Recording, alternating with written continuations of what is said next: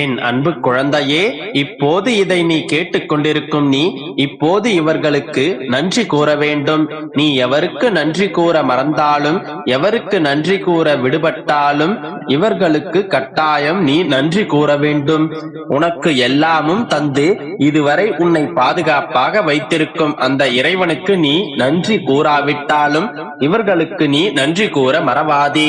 நன்றி மட்டுமல்ல, அவர்களை மனதார வாழ்த்தவும் செய்ய வேண்டும். யார் இந்த இவர்கள்?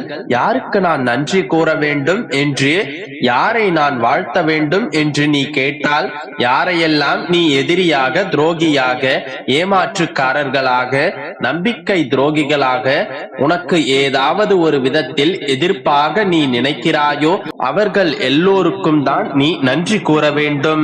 அவர்களைத்தான் நீ வாழ்த்தவும் வேண்டும். அவர்களிடமிருந்து வெளிப்பட்ட எதிர்மறை தன்மைகளை எல்லாம் கடந்து மனக்கண் முன்னே நிறுத்தி ஆத்மார்த்தமாக மனதார நன்றி சொல்லி வாழ்த்து. என்ன பெருமாளே இது?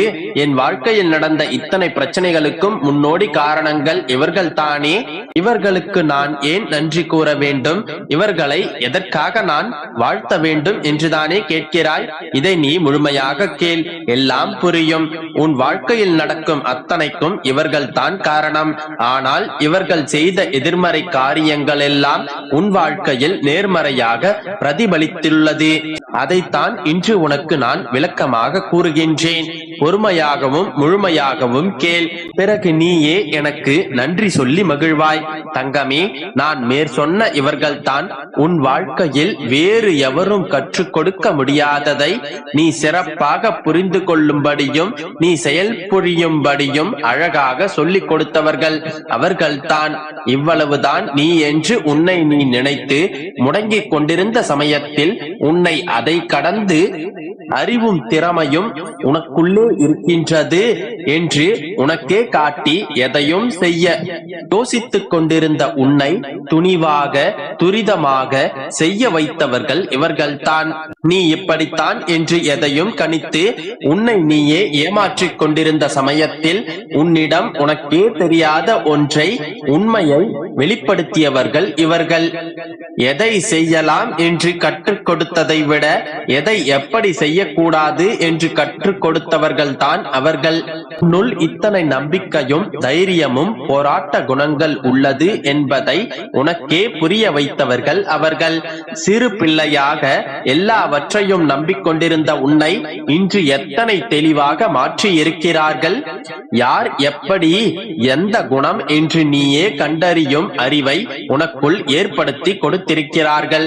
மறைமுகமாக உன் வாழ்வில் இன்றைய வளர்ச்சிக்கும் இப்போது உன்னிடம் இருக்கும் தெளிவிற்கும் காரணமானவர்கள் அவர்கள் தானே. அவர்கள் உனக்கு செய்த சேவை மகத்தானது மகளே. அதனால் விளைந்த தனித்துவத்தால் தான் நீ மற்றவர்கள் போல் அல்லாமல் துணிச்சலாக இருக்கின்றாய். எதையும் எதிர்கொள்ளும் சாமர்த்தியத்தை பெற்றிருக்கின்றாய். ஆனால் அவர்களை விட இவர்கள்தான் உன்னிடம் இருந்தும் நீ பயன்படுத்தாமல் இருந்ததை அவர்களின் சொல்லாலும் செயலாலும் வெளிப்பட வைத்தார்கள். அதாவது உன்னை உனக்கு மீட்டெடுத்து கொடுக்க இறைவனால் அருளப்பட்ட அற்புதமானவர்கள் அவர்கள். இப்படிப்பட்ட உன்னதமானவர்களைத்தான் எதிரிகளாக, நம்பிக்கை துரோகிகளாக, ஏமாற்றுக்காரர்களாக நினைத்துக் கொண்டு உன்னை நீயே வருத்திக் கொண்டிருக்கின்றாய். சற்று யோசித்துப் பார். அவர்கள் அவர்களுடைய பணிகளை செய்வதை விட உன்னை தானே கண்காணித்துக் கொண்டிருந்தார்கள். அவர்கள் அவர்களுக்குள்ளே இருக்கும் அவர்களை மீட்டெடுக்கும் நேரத்தை விட்டுவிட்டு சதா சர்வ காலமும் உன்னை நினைத்துக் கொண்டு உன்னுள் இருக்கும் உன்னை தத்தெடுத்துக் கொடுக்க தியாகம் புரிந்தவர்கள் அவர்கள். அவர்களுடைய வாழ்நாட்களையே அவர்களுக்காக பயன்படுத்தாமல் உனக்காக பயன்படுத்திக் கொண்டிருக்கிறார்கள். அடுத்ததாக உன்னை என்ன செய்வது, உனக்கு எப்படியெல்லாம் தீங்கிழைப்பது என்ற யோசனையிலேயே மூழ்கி இருக்கிறார்கள். அவர்களை பற்றி நினைப்பதை விட உன்னை பற்றி தான் அவர்கள் நினைத்துக் கொண்டிருக்கிறார்கள். இப்பொழுது சொல், அவர்கள் அற்புதமானவர்கள் தானே. அவர்களுக்கு நீ நன்றி கூற வேண்டுமல்லவா? ஆம் கண்மணி, இவர்களையெல்லாம் நினைத்துதானே இத்தனை நாட்கள் உன்னுடைய உறக்கத்தை தொலைத்துக் கொண்டிருக்கின்றாய். உன்னுடைய நிம்மதியையும் சந்தோஷத்தையும் இழந்து கொண்டிருக்கின்றாய். அவர்கள் மேல் இருக்கும் பழி உணர்ச்சியும் கோபமும் இயலாமையும் தான் இத்தனை பிரச்சனைகளுக்கும் காரணம். அவர்கள் மேல் இருக்கும் கோப உணர்ச்சியை அனைத்தையும் நன்மை உணர்ச்சியாக மாற்று. நம்பிக்கையோடு இரு, அனைத்தும் நல்லதாகவே நடக்கும். என் அன்பு குழந்தையே, உன்னுடைய சிக்கல்கள் தீர்ந்தது, உன் தடைகள் விலகியது. இனி நீ இழப்பதற்கு ஒன்றும் இல்லை. தடைப்பட்டு நின்ற காரியங்கள் எல்லாம் இதோ இப்பொழுதே நடக்கும். இழுப்பறியாக இருந்த காரியங்களுக்கு ஒரு முடிவு கிடைக்கும். நீ காத்திருந்த அந்த மகிழ்வான தருணங்களை நீ சந்திக்க போகின்றாய்.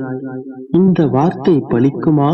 கழுத்து வரை இருக்கும் பிரச்சனைகள் சட்டென்று எப்படி நீங்கும், நினைத்த காரியங்கள் எப்படி முடியும் என்றெல்லாம் அதிகமாக யோசிக்காதே. வாழ்க்கையில் நடக்கும் விஷயங்கள் எல்லாம் நம் புத்திக்கும் யூகத்திற்கும் அப்பாற்பட்டது. அவையெல்லாம் அளவிட முடியாத நுட்பங்கள் வாய்ந்தது. ஆராய்ந்து பார்த்தால் அதன் அர்த்தம் உனக்கு விளங்கும். உன்னுடைய எண்ணங்களும் மனநிலையும் தராசு போல ஒரே சமநிலையில் இருக்க வேண்டும். கஷ்டத்திலும் வெற்றியிலும் தன்னிலை மாறாத உறுதி உனக்கு வேண்டும். ஜெயிப்பதற்காகவோ தோற்பதற்காகவோ யாரும் பெயர் கொண்டு பிறப்பதில்லை. நடுவில் வாழும் வாழ்க்கையில்தான் உன்னுடைய வாழ்க்கை எந்த திசையில் போகும் என்று தீர்மானிக்கப்படும். நீ உயரமாய் எழுந்து நின்று வெல்வாய் என்று ஒவ்வொரு முறையும் நான் உனக்கு சத்திய வாக்கு வழங்கிக் கொண்டுதான் இருக்கின்றேன். இருந்தும் நீ ஏன் இப்படி பயப்படுகின்றாய்? உன்னில்தான் நான் இருக்கின்றேனே. உன்னால் என்னை விட்டு ஒரு நொடி கூட அசைய கூட முடியாது. நீ என் உயிரில் உருவான என் உயிர் பிள்ளை.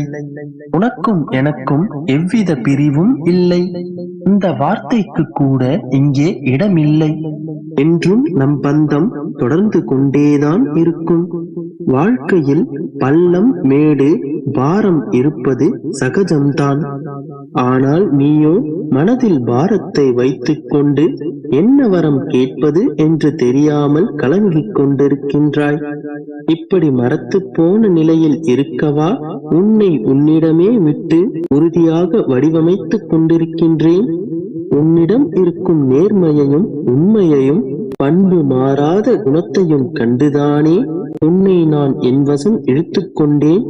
உன்னை என் பிள்ளையாக வரித்துக் கொண்டுள்ளேன். பிறகு எதற்காக எப்பொழுதும் இழப்புகளை பற்றியே நினைத்துக் கொண்டிருக்கின்றாய்? நீ எப்பொழுது எதை செய்தாலும் இதனால் இழப்பு ஏற்பட்டு விடுமோ, இதில் நாம் தோல்வி அடைந்து விடுவோமோ என்று கலங்கிக் கொண்டிருக்கின்றாய். முதலில் உன் மனம் எதிர்மறையாகவே அனைத்தையும் சிந்திக்கின்றது. நீ வெளிப்படையாக சொல்லாவிட்டாலும் உன் ஆழ் மனதில் ஒரு எதிர்மறையான நம்பிக்கைதான் நிலவுகின்றது. அது எதிர்மறையான எண்ணம் என்று கூறுவதை விட வாழ்க்கையின் மீதான ஒரு பயம் என்று கூறலாம்.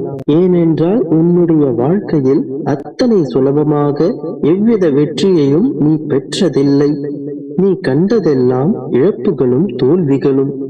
அதன் தாக்கத்தினாலேதான் எது செய்தாலும் உனக்கு ஒரு பயம் ஏற்படுகின்றது. ஆனால் இனி அந்த பயம் என் பிள்ளைக்கு தேவையில்லை. ஏனென்றால் தாங்கி பிடிக்க தாயாய், தூக்கி நிறுத்த தந்தையாய் நான் உன்னுடனே இருக்க நீ தோல்வியடைய போவதில்லை. இனி நீ எதையும் இழக்கப் போவதும் இல்லை. எல்லாவற்றையும் மாற்றி உனக்கு ஒரு நிம்மதியான வாழ்க்கையை நான் கொடுக்கப் போகின்றேன். நம்பிக்கையோடு இரு.